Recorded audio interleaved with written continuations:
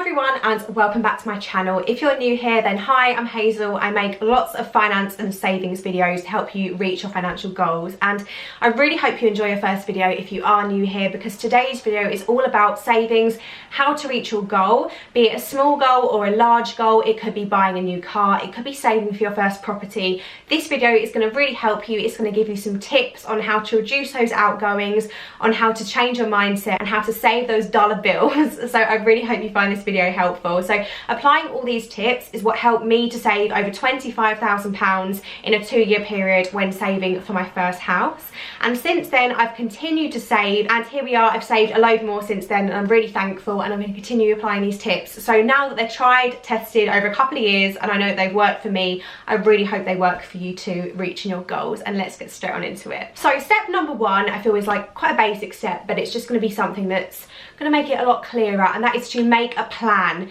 The first key when saving is to determine how much you want to save. Are you saving for a house or are you saving for a car? Write down what you're saving. You need to have in your head an idea as to what you're saving, because in the past I used to say I want to save, and because I had no set thing in mind of what I was trying to save for, I would just fail, because there was always something else I wanted to buy, always something else that was more important to me than my savings, and I would fail every single time. The moment I said to myself, nope, you are saving for a house now, the house is what you're saving for, it was so much easier for me. So the key is to have an idea as to what you're actually saving for, so you can visualize your goal every single time you try and spend money that you shouldn't. And the second step is to have an idea as to how much you want to save as well. It's really important to actually have a set figure, because again, it gives you something to work towards. And I would strongly suggest starting small and getting bigger. If you haven't saved anything and you're saying to yourself, I need to save 100 grand, it's a little unrealistic, you know, unless you're earning big bucks. So start small. Start by saying I need to save £1,000, and then once you've hit that 1,000, you can increase that to say £2,500, and then maybe 10 grand after that, 20 grand after that. I found this so helpful. When I was saving personally, I would always increment mine in £5,000 steps. I knew in my head I wanted to save 20,000 approximately, but I would always say to myself, right, the next 5 grand, let's get to that figure, and then the next 5 grand, let's get to that figure. And it really did help me to stay on track and to keep myself feeling quite pleased, I guess, with my progress, because if you have a really high number, it can feel so far away and it can feel a bit demotivating really. So keep the number relatively low and just increase it in steps. And I guess the main overall kind of thing about this video is going to be changing your mindset, and I've done lots of videos in the past on how to reduce your outgoings as well, so be sure to check them out. I'll link them all down below, but this video is definitely going to be more on the mindset side of things, as well as just little saving tips here and there, because a massive part of saving is changing your mindset. Because I have so many friends out there and people I know who think they can't save, but I see them spending a lot of money they don't need to, and it's just because their mindset isn't in the right place, their priorities aren't in the right place, they don't really think too much before making a purchase. That's why I'm making this video, just to help you really think about what you should be doing with your money and the best way to use it. And of course, it can be so boring when we earn all this money and we can't spend and we save, because again, that's a conversation I have so many times with my friends. It's like, but I'm working all these hours under the sun, why can't I just treat myself? And the answer to that is you can. But ultimately, is treating yourself going to be as rewarding as saving for your dream?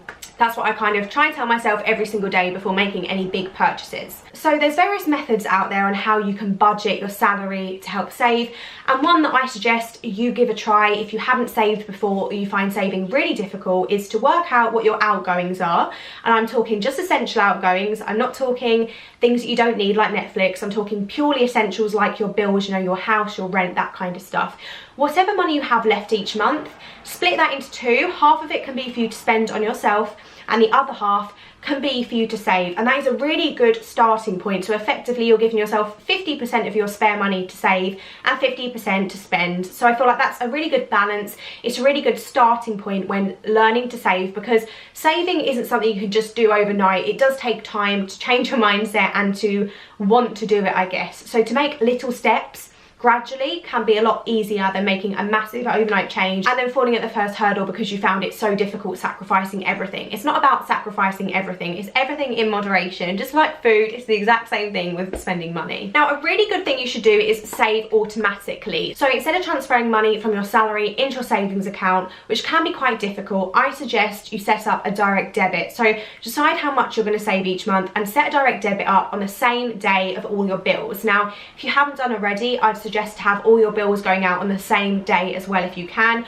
I managed to phone up all of my providers and change every single bill to the same date, which is I think 2 days after I'm paid.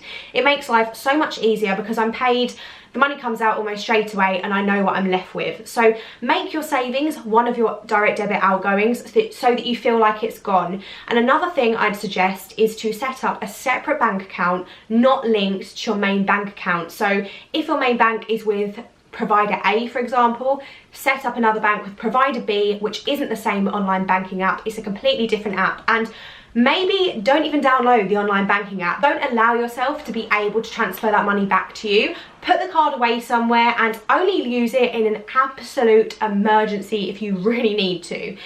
Other than that, keep the card hidden away. Don't even think about it. Out of sight, out of mind and all of that. I find this method so much easier, and this is what I did when I was saving for my house. I had a separate bank account that was not linked to my main bank account, and it just made it so much easier because for me to actually try and transfer the money back to myself was so much harder because I'd have to go find my card, I'd have to find the different passwords and all of that. So this makes it so much easier to steer clear or leave your savings alone and don't touch them. Because let's face it, we all know how easy it is to go onto your ISA and transfer back to your current account. I'm guilty of that, so I know how easy it is to do. Now, another tip is to set up a budgeting app, and the best one that I love to use is Money Dashboard. Money Dashboard is great. I've spoke of this so many times.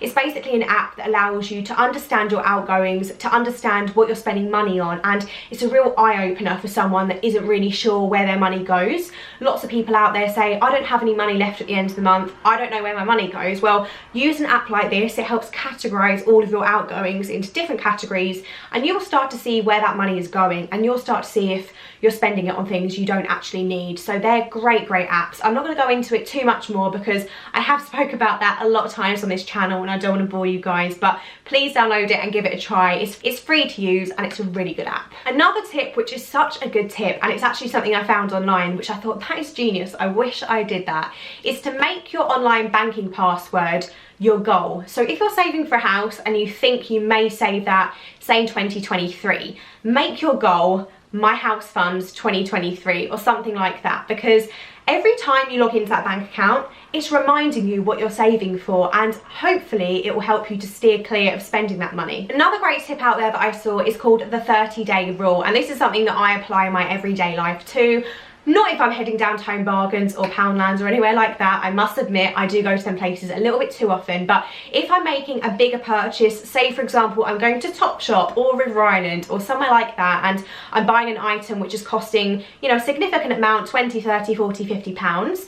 The 30-day rule is basically where you see something and you think about it for 30 days. If you still really feel like you need it at the end of the 30 days, go ahead and buy it. But if you don't, leave it be. And this is something that I do when I go shopping. I see something and I leave it and see how I feel about it, and then I may go back and buy it in a couple of months' time. Another thing is, don't buy something unless you absolutely love it. I used to go shopping all the time and waste money on things that were okay and they would sit in my wardrobe and I would never wear them. So if you are on a little bit of a shopping spree, make sure that you only buy things you truly love, and you will definitely get the use out of. A great thing to do, which I may do another video all about, is going to be no spend weeks. So challenge yourself to a no spend week. This would be great if you have a partner or friend to do it as well, because then you can kind of compete against each other and just kind of support one another through this process. So a no spend week is exactly what it says in the title. It's where you spend no money. And when I say no money, it's not things like your bills, because of course they're things you can't stop spending money on, but it's basically not spending any money other than your essential outgoings. So that's no takeaways, that is no little quick stops at Tesco's on your lunch break to buy a meal deal. That is purely spending money on things you need, not things you want. So that is all about food prepping in the week. Go check out my food prepping videos for some ideas. I've made some really good meal ideas for a real bargain prices. And it's about not buying anything basically. So they're really good challenges to have. Even have a one no spend week a month. That would really help you out, and the money you would normally spend in that week, put it away into your savings account again. And talking about foods, analyse the cost of your shopping bill. So every time you go to Tesco's, people say, right, my food bill is going to be say £50 a week. Do you actually need to spend £50 a week? Because people view food as an essential, which obviously it is, but sometimes they won't actually analyse their food bill. They just see the amount they spend each week on food to be the set outgoing. That's what it is. There's nothing that could be changed here.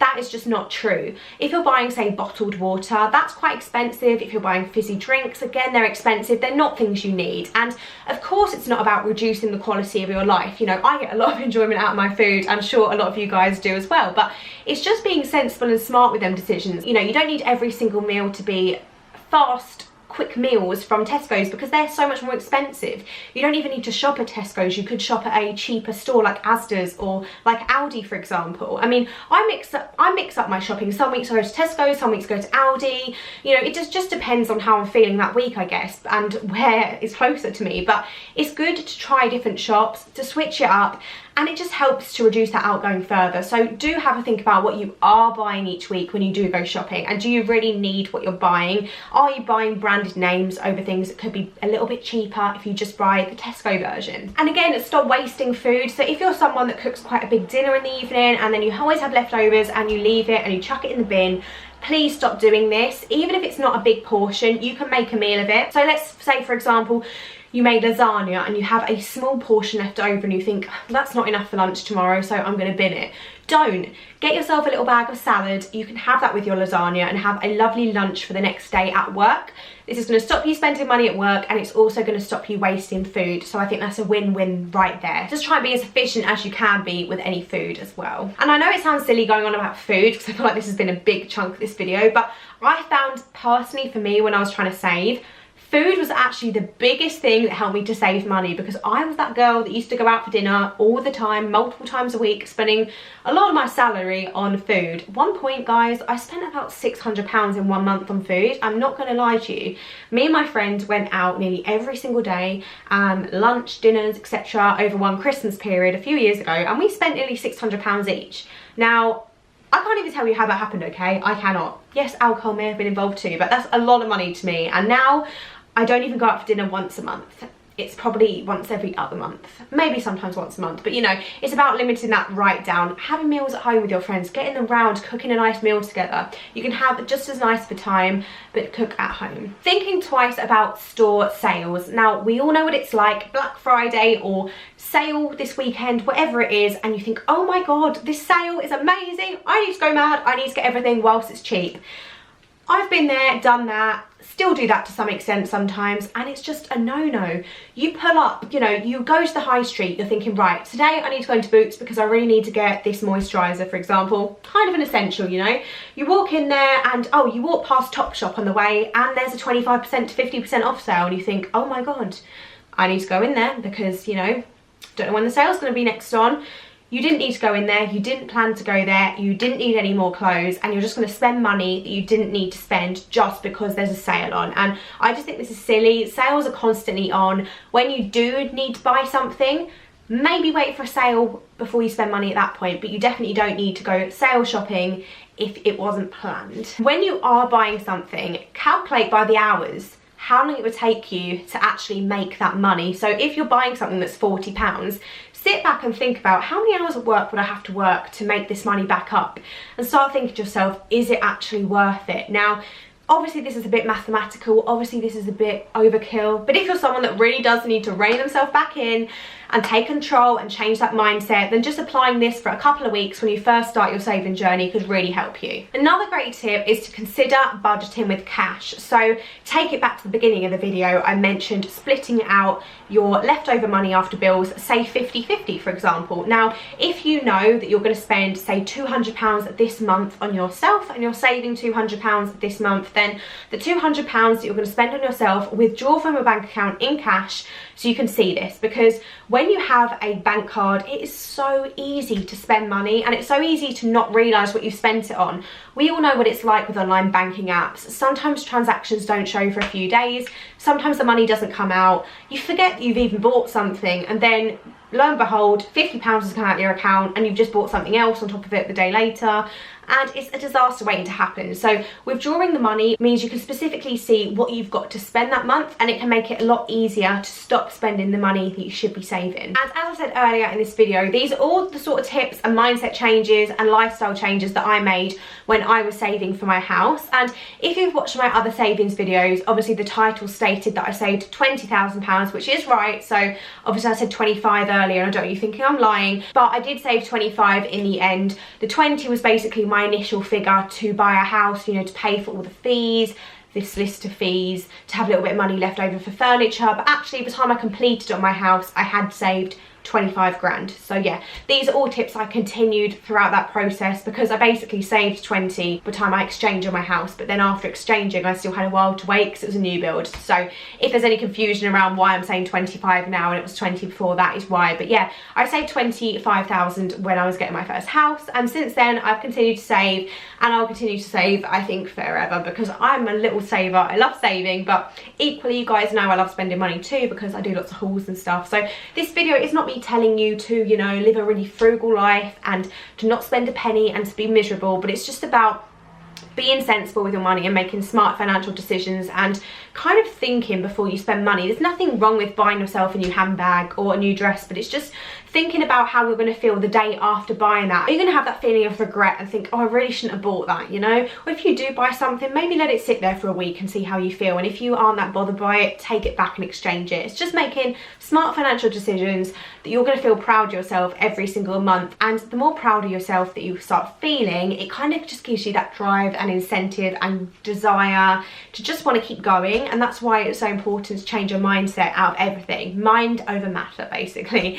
So yeah, I really hope you guys found this video helpful. I'll link my other savings videos down below. I have done so many different financial videos if you're interested on the lifetime ISA. I've done videos about pensions, credit, how to improve your credit, how to fix bad credit scores, and so many more things. So head over to my playlists and look at them if you are interested in that. And yeah, I really hope you guys found this video helpful. Please give the video a thumbs up if you enjoyed watching. It really helps my channel out, and I shall see you in my next video. Bye.